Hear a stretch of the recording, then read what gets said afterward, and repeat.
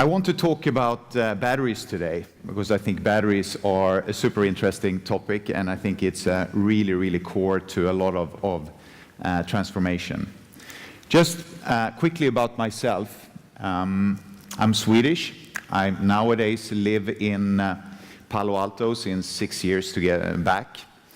It is kind of funny, you know, Palo Alto is a little bit of a low-key society. It's nice, you know, it's about saving the world, thinking big, but not show off. However, I can tell you at the dinner tables in Palo Alto, there is still, you know, a bit of elitism, and you know, people have a tendency of comparing their alumni from MIT and Stanford and Harvard. So when I've been asked where I'm from and where my education, I normally say I'm from Luleå University, the Swedish Ivy League, and they all look like fish faces.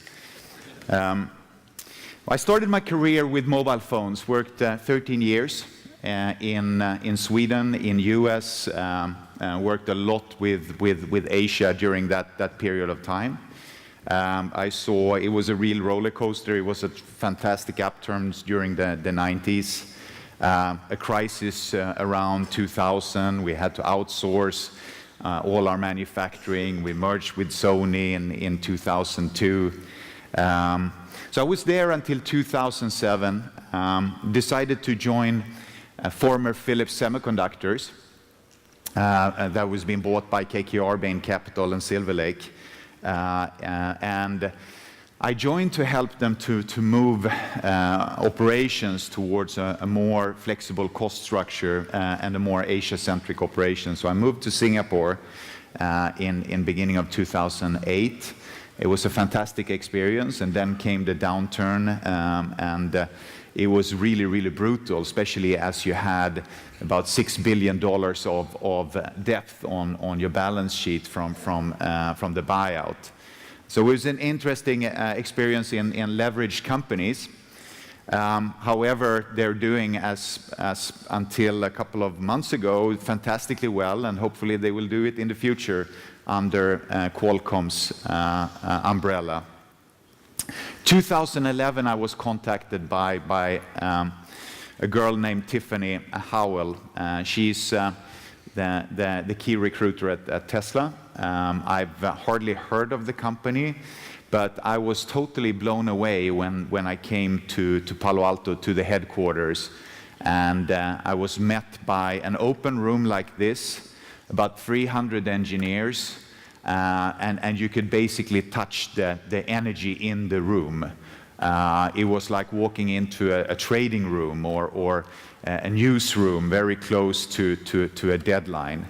So if you want to feel, you know, get a sense for your own development organization, you should go into that room and see if you can get that sense. Then you know you have something going there, I think. I met the team around Elon that he had gathered, and I was kind of blown away by the level of people that he'd brought in already at that period of time. And then they put me into some of the prototypes that we were developing.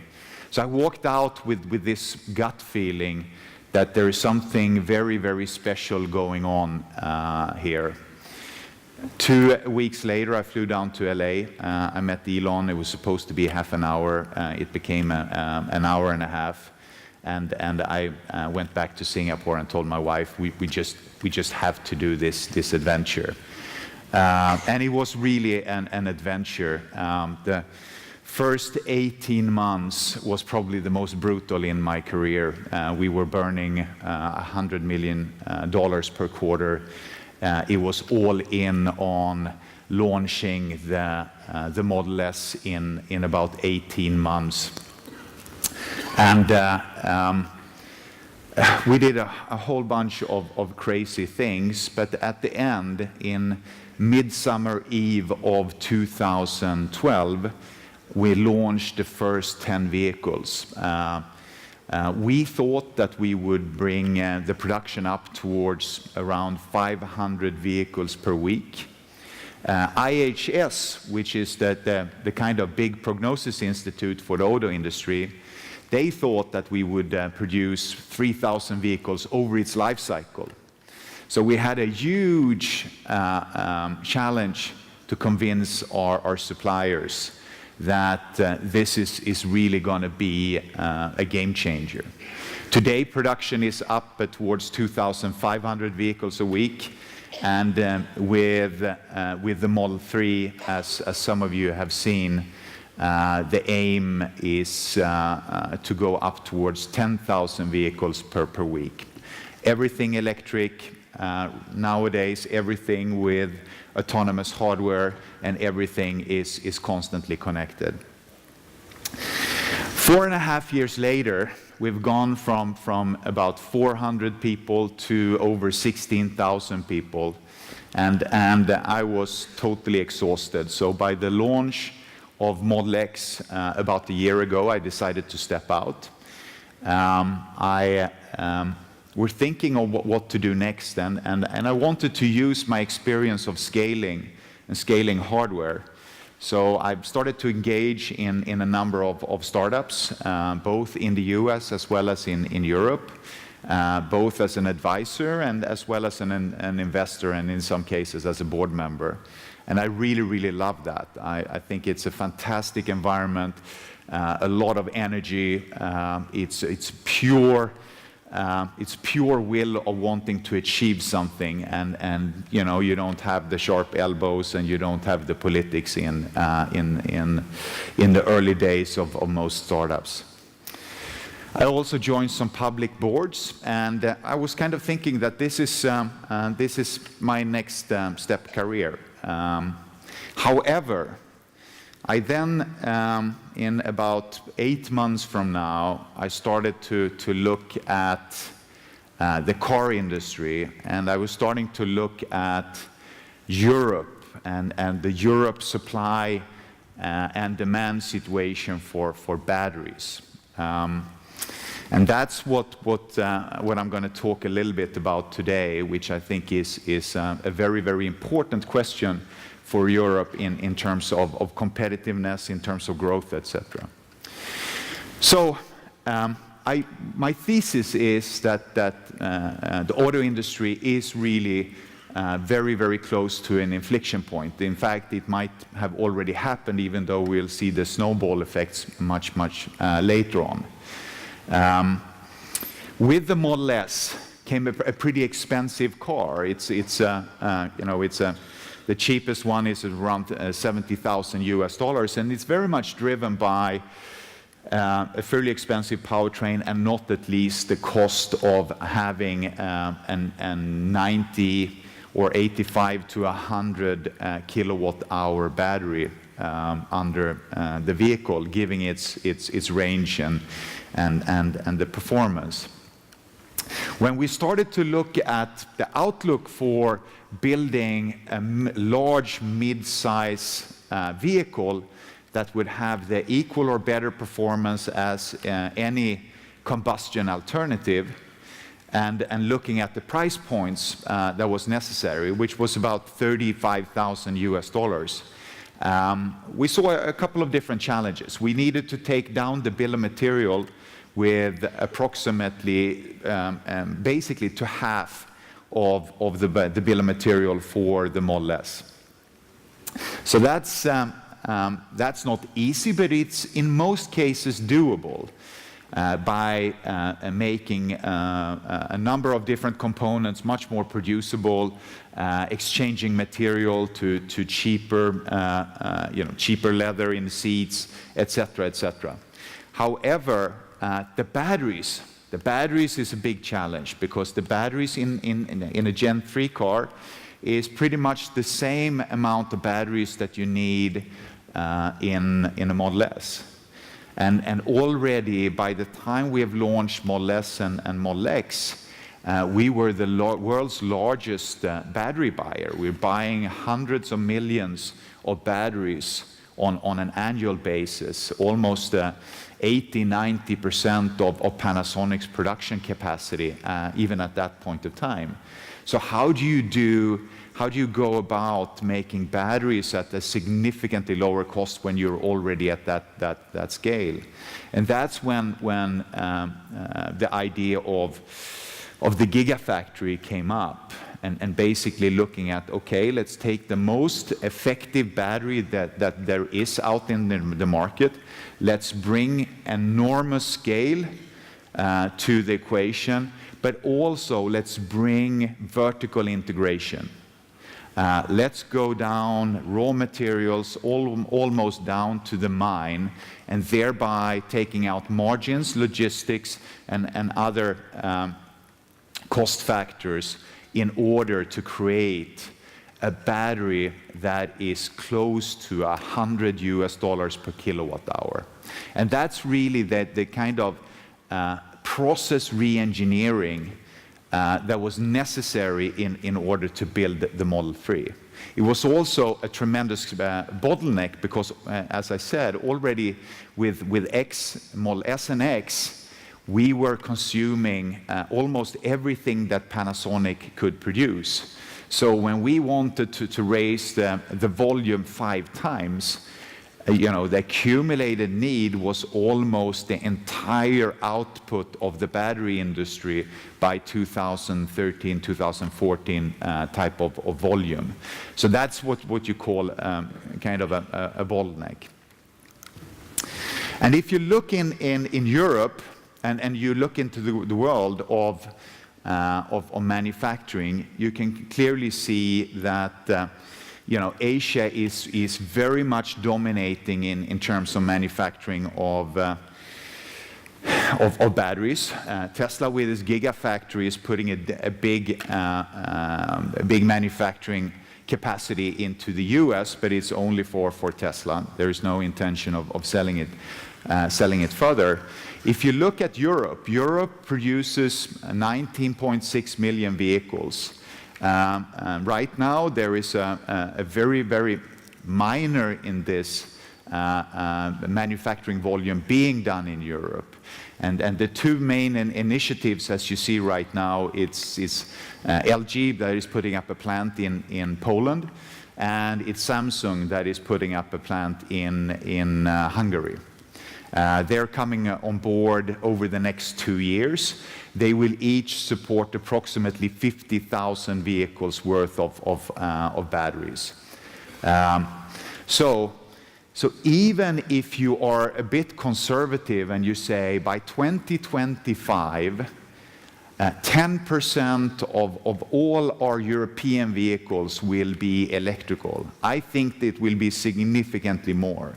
Because I think once vehicles like the Model 3 is out there on the market, I think people are going to choose the more environmentally friendly, the lower life cycle cost type of solution that an electric car represents compared to a traditional. But let's say 10% by 2025. Europe is going to need alone approximately over 100 gigawatt hours of battery capacity versus an establishment of less than 10. So already there is a need for approximately 3 gigafactories within Europe just to support that type of transition. Then, if you look at some of the discussion that is ongoing in the industry, where Germany is starting to say, well, maybe we will ban combustion engines by 2030. There's discussions in Netherlands and Norway about banning it even earlier.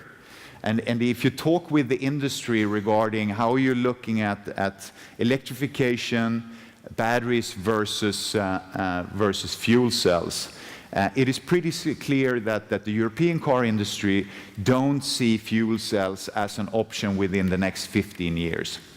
So it's pretty much going to be about batteries.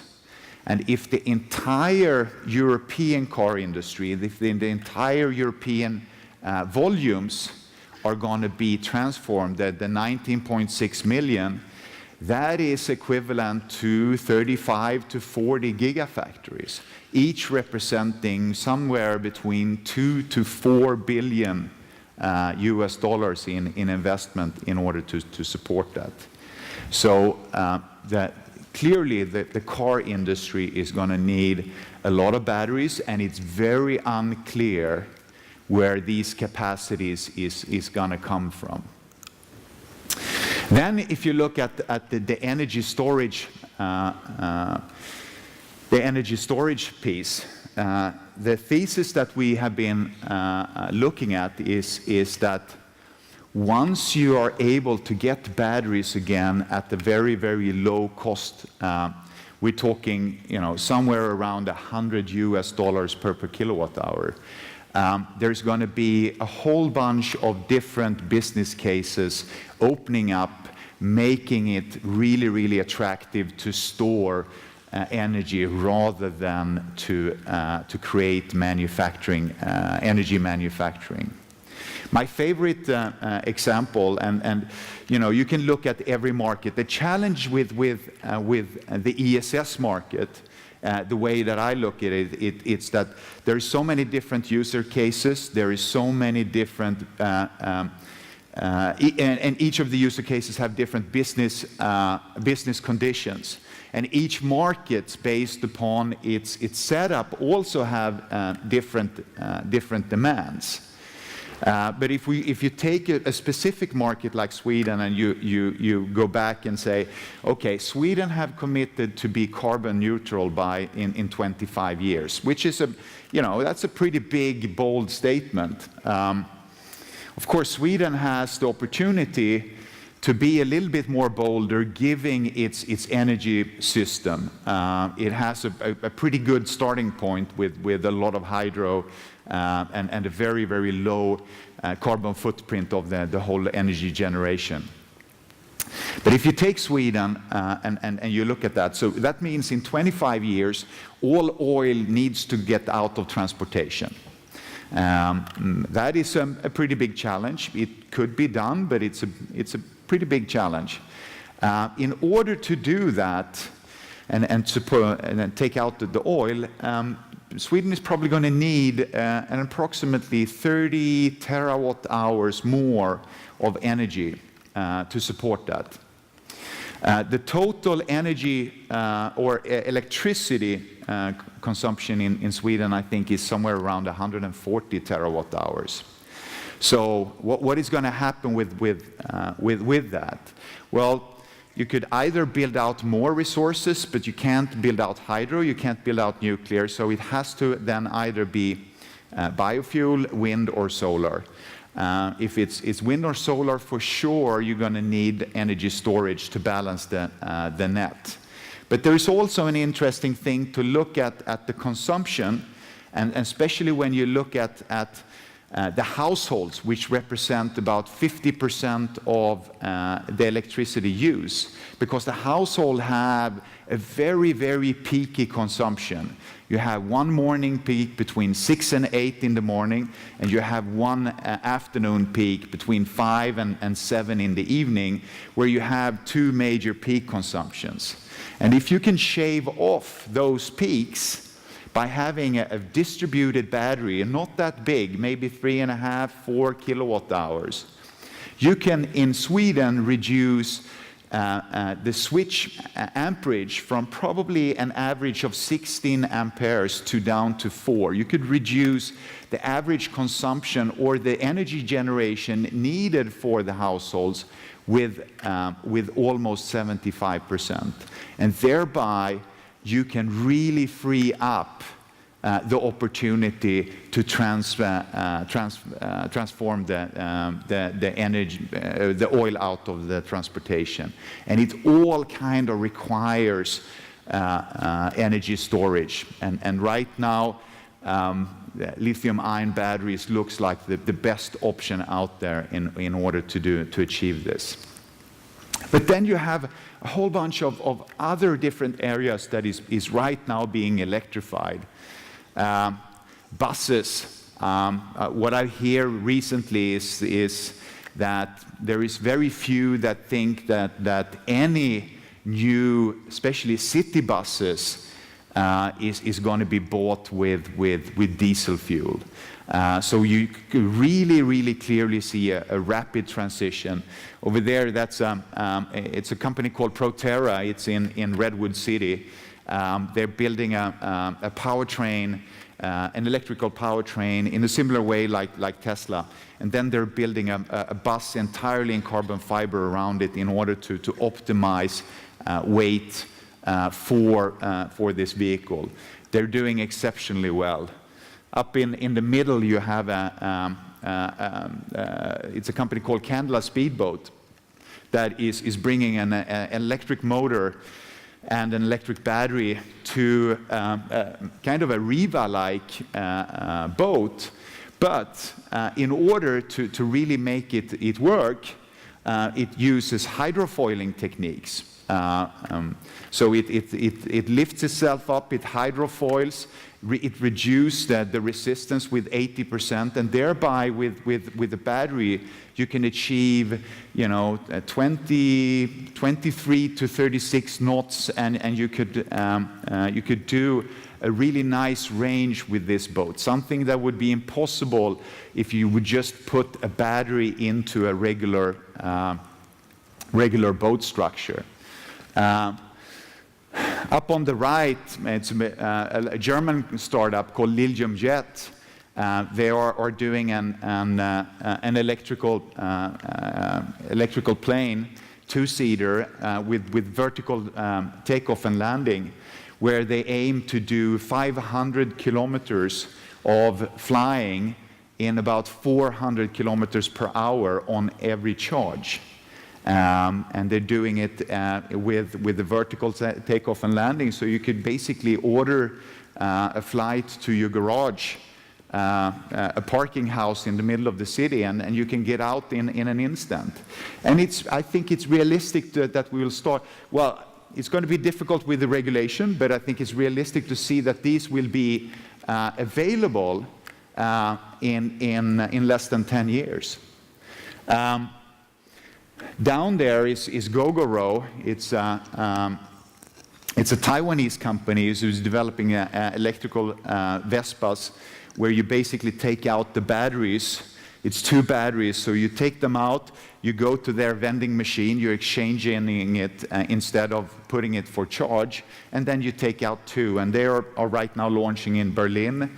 They already have 500 vending machines in Taipei, and they're also aiming to launch in Amsterdam soon. And they are just one of several that sees a huge opportunity in these areas.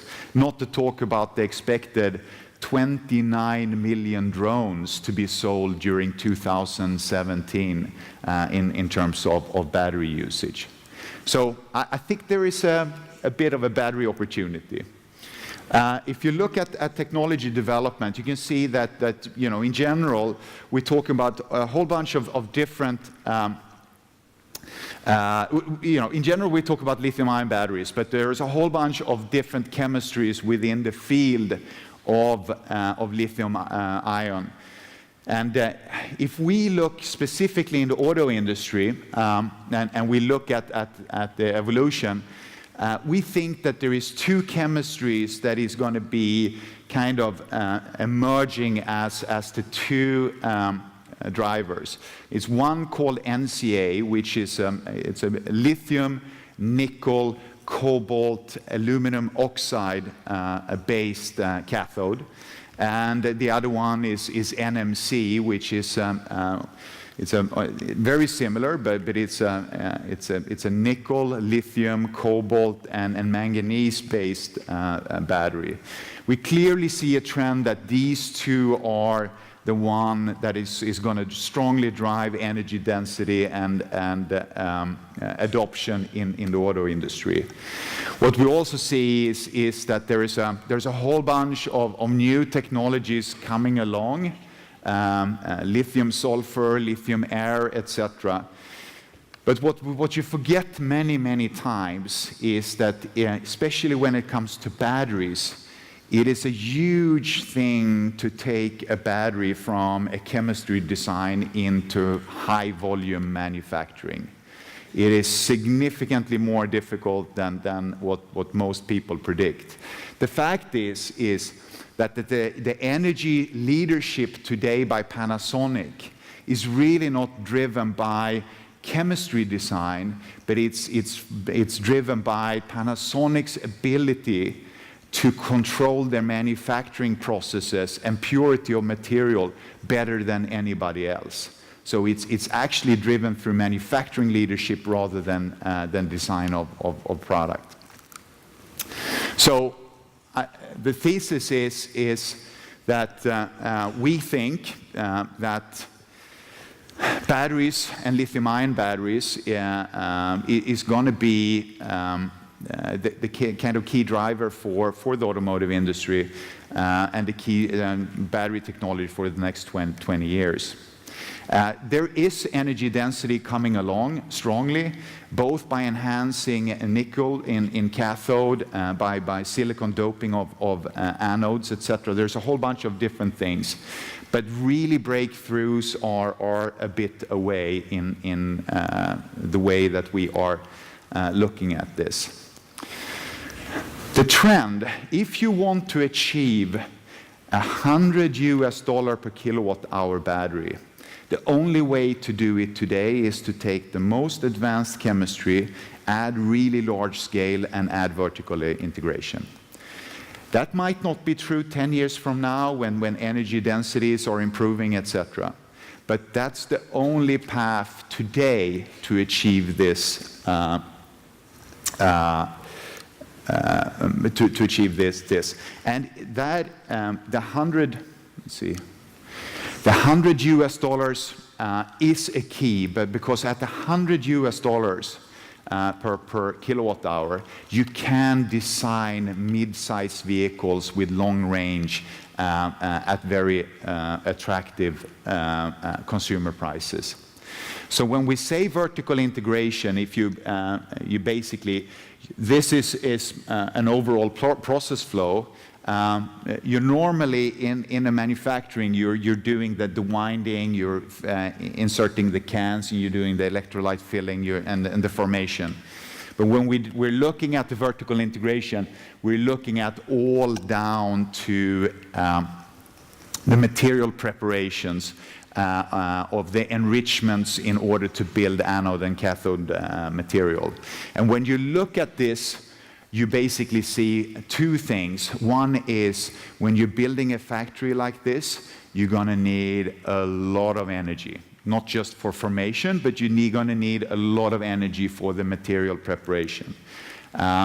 And we think, when we have looked at this, is there an opportunity to build a similar business case in Europe in the same way that Tesla have done in Nevada to really make competitive batteries? We do think it is possible. I'm going to show you a little bit about it. When you are looking into these vertical integration and you're looking at all the different capacity steps, you can see a couple of different things. One is you're reaching the first type of sweet spot between investments and cost per output at approximately 8 gigawatt hours. So that is a fairly, the first kind of nominator as to be very, very effective in production. We do also think that right now, while the industry is chasing cost reduction of batteries, that is the big focus. However, when we are looking a little bit ahead and when we're starting to see these industries in transition, we think the whole supply chain of batteries is going to be scrutinized significantly more. And as I said, batteries are using a lot of energy to be developed. And of course, if you actually choose to produce that battery, no offense to Poland, but Poland has 88% coal electricity and 12% gas. So your carbon footprint for producing that battery is actually not that good. If you really want to produce a green battery in Europe, you have to look at 3 countries. And those 3 countries is basically Sweden, Norway, and Iceland. Those are the energy systems that can provide you with a pretty much carbon-free input to your manufacturing. What is also interesting is, as you're doing the vertical integration, as you look at energy cost, it becomes a pretty significant competitive advantage. If you compare the energy cost between Sweden and Japan with the scale that we're looking at here, the energy cost is about a seventh, or 1/6 or a seventh of the energy cost of Japan. And when you are looking at the absolute numbers, that's sufficient to cover the cost of the entire workforce of a gigafactory. And we're talking about 2,600 employees. What is also interesting is when you're looking at the supply chains. Lithium is very much dominated by South America. Cobalt is very much dominated by the Democratic Republic of Congo. Not so democratic, but it has pretty much most of the world's assets of cobalt, which is going to be a very, very strategic mineral in this. The Chinese, really, really smart, really strategic looking, is buying a lot of assets in South America, and not at least, they're already controlling 70% of the world manufacturing assets of cobalt. And there is a number of potential customers in Europe that are pretty uncomfortable with being under total supply chain that is totally dominated by China. There is opportunities to move this because actually up in Europe there is several lithium initiatives. There is explorations in Austria. There is explorations in down in the Croatian peninsula. There is also in Finland and Sweden explorations ongoing of lithium extraction. When it comes to cobalt, you actually have the world's largest enrichment plant for cobalt in Finland outside China. And when you're looking at nickel, you have significant assets on the Scandinavian and Kola Peninsula from supply chain. And some of the best graphite that you need for your anode is actually be found a bit north of Stockholm. So your ability to actually build local supply chains for a European facility is possible. It'll take a little bit of time, but it's definitely possible. And thereby, we're not dependent on geopolitical games around this. What is also really, really key is skilled workforce. This is high automated process industries. The infrastructure is key, communications, international schools, a whole bunch of city facilities, and not at least land. This is big. A facility like this is, give or take, 500,000 square meters in size. So it's pretty significant. When we have talked with a whole bunch of different companies out in Europe, whether they think an initiative like this is important, the answer is uniformly yes. This is very important. If you can achieve the cost structures that you're talking about, if you can achieve the independent supply chain, if you can achieve the green batteries, this is something that we would very much like to support in general. So what is required to happen? Well, the opportunity is really to start building really a significant, by having the most advanced processes and in a similar way that the semiconductor industry has with TSMC in Japan. We think if we build a plant like this, this can build an entire ecosystem around it to drive both product innovation as well as modular innovation towards customers.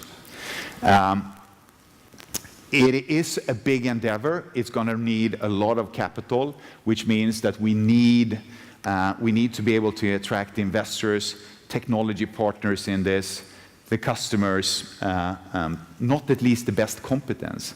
This competence, most of it will be challenging to find in Europe in order to do this. The manufacturing skills around this is really in Asia.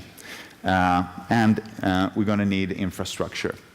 But we put together a team that is right now on the aim to build up a project office in Stockholm, about 30 people, probably half of it will come from Asia, with the aim of developing a launching plan to create a European facility in Scandinavia by put the shovel in the ground by mid-2018 and start of production in the later part of 2020. And then build up basically 4 times 8 gigawatt hours between 2020 and 2024. And by that time, we'll have chemistries evolving. So the initial aim of 32 is probably going to be more like 45, but I'm sure the demand will be there in several times what the output is going to be. So that is my kind of mission for the next coming years, and that's why I choose to move out of sunny California and actually move back to Europe and see if we can't pull this through. Thank you.